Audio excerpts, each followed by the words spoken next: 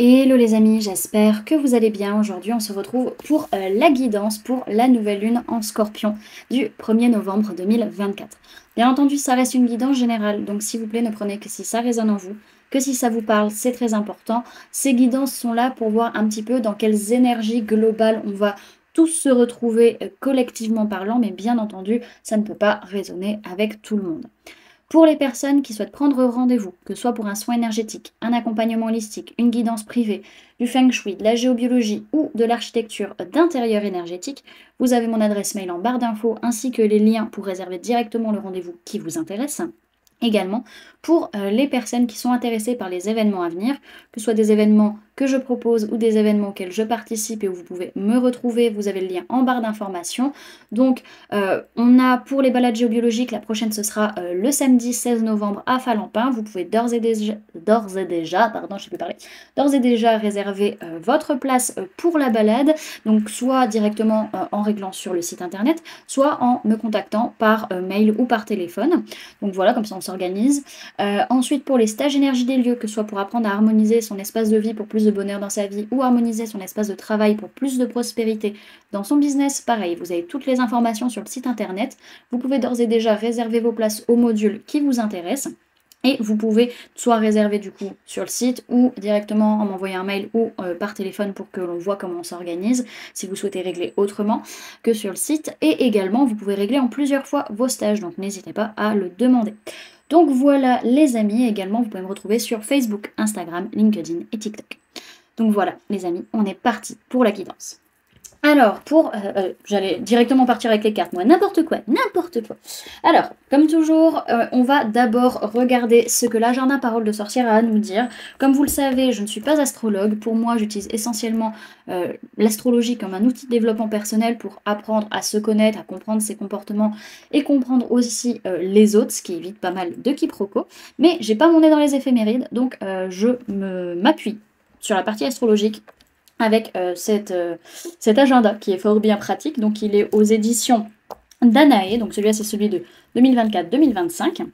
Donc on va partir là-dessus et après on regardera ce que les cartes nous racontent. Alors pour cette nouvelle lune en Scorpion qui a lieu du coup le 1er novembre, elle a lieu à 13h48 heure française et à 12h48 temps universel.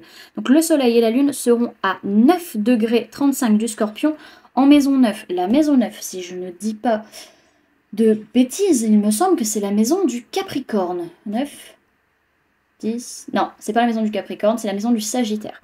Ok, donc on va plutôt être dans une notion de philosophie, de foi, etc. Peut-être de déconstruction, peut-être de philosophie. On verra ce que ça donne. Alors, les mots-clés, c'est lucidité, pragmatisme, évolution et foi. On fait un focus du coup sur Pluton, qui est en plus en rétrograde, sympathique, on adore. Le grand alchimiste, maître du Scorpion, où réside la nouvelle lune, représente les grandes transformations, ce que l'on doit détruire pour reconstruire, la passion, l'inconscient et ce qui est caché.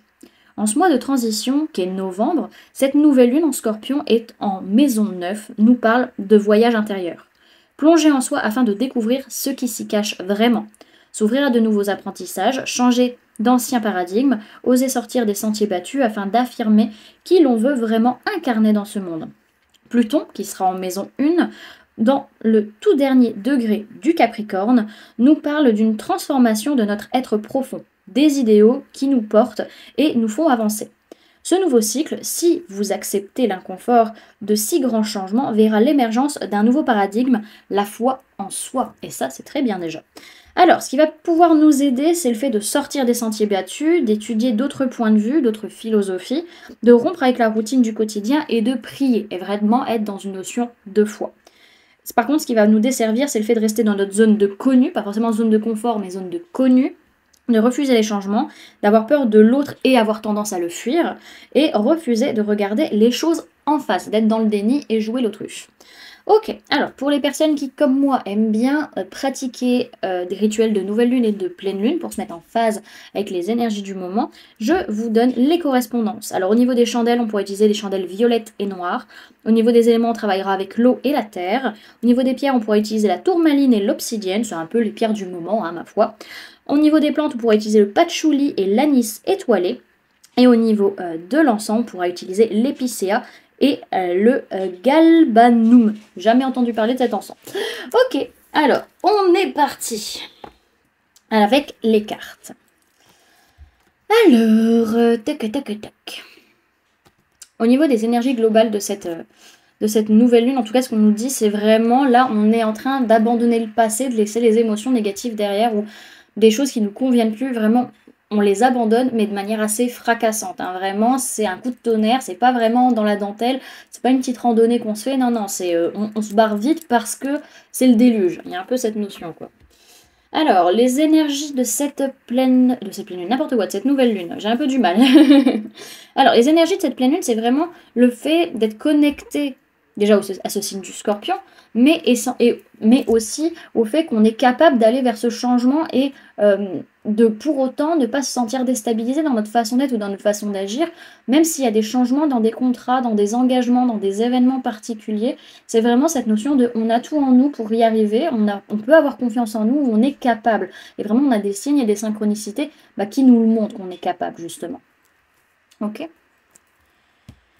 Alors, ce que cette nouvelle lune représente pour le collectif, c'est un moment justement de prendre le temps de souffler, de prendre le temps de se reposer, de se poser les bonnes questions, de pouvoir retrouver une certaine stabilité peut-être au niveau de notre façon d'être, enfin pas de notre façon d'être, de notre façon de voir les choses plutôt et de notre façon de communiquer, peut-être par rapport à des énergies de feu. Faut pas oublier que le Scorpion, certes, il est relié à Pluton, mais il est aussi relié à Mars. Donc il y a quand même pas mal d'énergie de feu et assez d'intensité dans cette nouvelle lune malgré tout. Donc on va avoir ce côté où par rapport à nos envies, par rapport à nos désirs, ce besoin de prendre des risques, vraiment ça va nous faire du bien, mais pas d'être dans le mental. Vraiment le mental, il reste à côté, quoi. On reste stable dans notre façon de voir les choses, mais on reste ouvert à de nouvelles idées, de nouvelles actions, de nouvelles opportunités. Alors, ce que l'on souhaite manifester pendant cette nouvelle lune, c'est vraiment par rapport à des disputes, par rapport à des conflits, des prises de bec, une blessure de trahison ou d'injustice, vraiment avoir plus d'objectivité sur la situation, voir l'ensemble des choses sans forcément être manipulé par nos émotions, parce qu'on se rend bien compte que nos émotions, là, elles nous mettent plus dans le doute qu'autre chose et font qu'on n'arrive pas à voir clairement les choses. On sent que c'est vraiment un besoin de changer de façon de voir les choses ou de façon de communiquer par rapport à des émotions qui peuvent être perturbantes, troublantes et qui font qu'on n'arrive pas à y voir clair. Ok ? Alors, ce que nous devons bannir de nos vies pendant cette nouvelle lune, ok, ça peut être par rapport à des énergies d'ancrage, de stabilisation, de projets qu'on veut mettre en place et par rapport auxquels on est déçu, on ressent de la tristesse. C'est vraiment cette tristesse dont on ne doit pas s'accrocher, vraiment par rapport à des choses qu'on essaie d'ancrer, qu'on essaie de mettre en place, des choses qui sont toutes jeunes vraiment, ou ça peut être aussi par rapport à des personnes de signe de terre, Taureau, Vierge, Capricorne.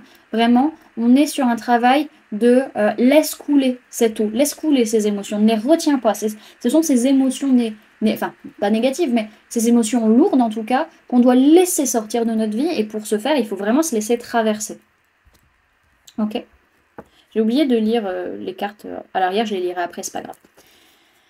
Alors, ce qui va nous aider à aller de l'avant pendant cette nouvelle lune, c'est d'être dans le partenariat. Vraiment avoir envie de construire et de co-créer avec d'autres personnes, de mettre de nouvelles choses en place, concrètes, nouvelles, et vraiment de s'investir dedans en prenant des décisions, en voyant clairement les choses et en se positionnant. Ok ? Donc on a quand même cette notion-là de changement. Si on est acteur dans le changement concret dans la matière, si on va dans le sens de ces énergies, on va bien les vivre. Par contre, si on est vraiment dans cette réticence, ça va pas bien se passer. Si on est dans cette notion de je m'accrocher à mon argent, ça va pas aller du tout. Je m'accrocher à mon argent, ma matérialité, à ce que je construis, etc. On voit aussi que là, on doit réajuster des choses vis-à-vis de la matière, que ce soit de l'argent, que ce soit au niveau du corps, au niveau de la santé, au niveau de la maison. Voilà, il faut accepter qu'il y a un changement. C'est pas forcément un changement énorme. Ça peut être un changement minime. Mais vraiment, ce qui va vous permettre de vous sentir bien, c'est d'être acteur dans le changement. Ok ? Alors, ensuite, ce que l'on va devoir entreprendre. On a besoin, justement par rapport à ces changements dans la matière, on a besoin de s'isoler, de réfléchir, de chercher les réponses en soi parce qu'il va y avoir des parts d'ombre qui vont se réveiller. Il y a un côté matériel très yang qui ressort. Enfin, non, la Vierge n'est pas forcément yang, mais on a un côté matériel qui ressort avec la Vierge et le Capricorne, là, qui ressort énormément. Voir aussi où sont vos placements liés à la matière, donc la Vierge, la Capricorne, etc. Ce genre de signes, voir où est-ce que ça se place dans votre carte astrale. Et aussi, on a cette notion, on a le Bélier, donc l'autre signe lié à Mars qui se réveille. Donc on a tout un travail, on va dire, d'introspection par rapport au changement matériel, par rapport à la perte financière, à la perte matérielle, qu'est-ce que ça remonte chez nous, et justement travailler l'ancrage, la stabilité vis-à-vis de ça pour réussir à poser des jalons, faire un bilan de notre façon d'être ou de notre façon d'agir, se protéger pour aller justement vers cette renaissance, pour aller vers cette transformation et ne pas être dans le déni de la situation. Ok. Alors, le conseil qu'on peut nous donner, c'est vraiment relève-toi, lâche totalement les comportements du passé, prends ta vie en main, c'est à toi de la créer maintenant ta vie, mais lâche les comportements qui t'appartiennent pas, vraiment. Alors, je dis pas forcément qu'on n'a pas le droit d'être dans une notion de tradition, mais il y a des choses qu'on a tendance à faire qui nous fatiguent et qui sont pas bonnes pour nous. Donc toutes ces choses-là, là maintenant, on nous conseille d'arrêter de les faire, de faire ce qu'on a envie, d'être meneur de notre vie et de nous projeter vers un avenir. Donc il y a quand même cette notion de rapidité qui va être là et cette notion aussi de blocage ou de déblocage en fonction de comment on va agir dans notre façon d'être. Alors, les blocages qu'on peut avoir, c'est justement de vouloir rester dans sa bulle, dans cette zone qu'on connaît, dans ce côté, peu importe ce qui se passe autour de moi, je reste centrée et je ne veux pas forcément suivre le chemin. Par rapport à quelque chose de nouveau qui est en train de s'implanter, ce qui va nous bloquer, c'est le fait de bloquer justement les choses, de faire marche arrière, de refuser et d'avoir tendance à fuir. Donc clairement, là, on nous déconseille d'être dans ces énergies-là. On nous déconseille aussi, du coup, d'être trop centré sur nous. C'est ce qu'on nous disait, ne pas fuir l'autre. Attention à ne pas être trop centré non plus sur sa petite personne. Alors, la prochaine étape qu'on va avoir, c'est qu'on va clôturer un cycle qui a pu être difficile, un cycle qui a été long. Il y a un réajustement qui va venir. Ça peut être un cycle lié aussi à la balance ou à la blessure d'injustice pour certains, ou à des choses liées à l'administratif, à du juridique, à du mental. En tout cas, on atteint un objectif quand même après cette nouvelle lune, et donc ça va être plutôt positif. Il va y avoir une grande transformation dans la façon de voir les choses ou dans la façon de communiquer. Ok. Alors, les cartes que je ne vous ai pas lues juste avant. Donc, derrière, ce que je vois, c'est qu'on peut me parler de personnes du signe du taureau. Il est possible que, alors ça va être plutôt vers la pleine lune à venir, mais il est possible qu'après, on ait une possibilité genre de carte blanche avec le taureau, quand on sera dans la pleine lune en taureau, justement. Il y a cette notion, en tout cas, on est en train d'évoluer, on est en train de s'élever, on est en train de grandir, et justement, on va avoir cette carte blanche pour pouvoir avancer, même si là, actuellement, on peut ressentir qu'on est sur des périodes qui sont très lourdes, qui sont très tristes, très malheureuses. Malgré tout, on va justement avoir cette possibilité à un moment donné de faire table rase du passé et de pouvoir reconstruire, réécrire quelque chose de positif. Derrière, ce que je vois avec le Light Tears, c'est que notre mental, il peut être très très manipulé, on va dire, par la pleine lune, parce qu'on va rester beaucoup dans des pensées limitantes, dans des conditionnements liés à notre inconscient, liés à nos peurs, liés au ressenti qu'on peut avoir, ce genre de choses. Ça va être un gros travail de libération de pensées limitantes dans le féminin. Donc ça peut être aussi au niveau de vos émotions, au niveau de la féminité, voilà, toutes ces choses-là qui peuvent être touchées. Ok ? Alors, on va clôturer. On va prendre un message avec l'oracle des murmures.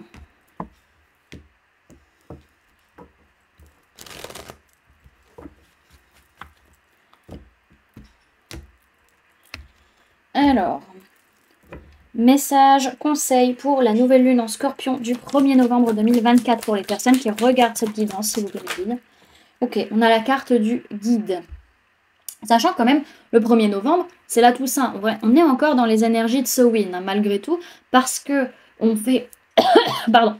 Pour ceux qui fêtent Samhain le 31 octobre, on est sur des énergies qui commencent 3 jours avant et qui continuent 3 jours après, mais le sabbat astrologique, il est le 6 novembre. Donc on est encore dans cette liminalité, on est encore sur une période de flou, enfin je vais pas dire de flou énergétique, mais où les espaces sont assez peu délimités, on va dire.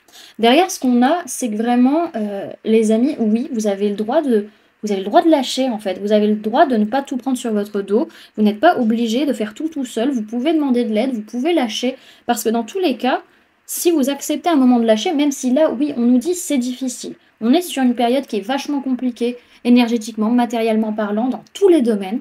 Mais vous en faites pas, derrière, il y a quelque chose qui est en train de s'éveiller, de se réveiller, quelque chose qui est en train de se mettre en place, en fait. Là, juste après cette nouvelle lune. Donc la carte du guide, qu'est-ce qu'elle nous raconte? Alors... On nous parle d'impulsion, de courage et de détermination. Sa formule sacrée, c'est propulse-moi plus loin que mes rêves ne l'imaginent. Ta puissance m'enivre. Sur ton dos, je vole avec toi parmi les herbes hautes et traverse avec courage le torrent de la vie. Ta puissance est mon essence et ta prestance mon assurance. Grâce à toi, je reprends mes droits. Cette carte t'invite à reprendre en main les rênes de ta vie. Entends l'appel sauvage que rien n'arrête, car il est temps de chevaucher tes rêves. Tel un esprit de la nuit, il apparaît aujourd'hui afin de te remettre en selle. Ce précieux guide t'accompagne avec puissance et t'aide à surmonter les difficultés à ses côtés. Il peut s'agir d'un proche comme d'une entité. Quoi qu'il en soit, il veille sur vous. Oh, j'ai bientôt plus de batterie, il va falloir que je mette l'appareil en charge. Donc on nous dit que pour cette nouvelle lune, on arrive à franchir les obstacles avec assurance et on nous conseille de canaliser la puissance de ce précieux guide et de la faire nôtre. Donc il est fort probable, vraiment, au vu de quand tombe la nouvelle lune, que ce soit peut-être des esprits de l'autre côté qui puissent nous aider à avancer dans cette transition. Ok? Et on va clôturer cette guidance avec, hop, un petit message de la magie lunaire.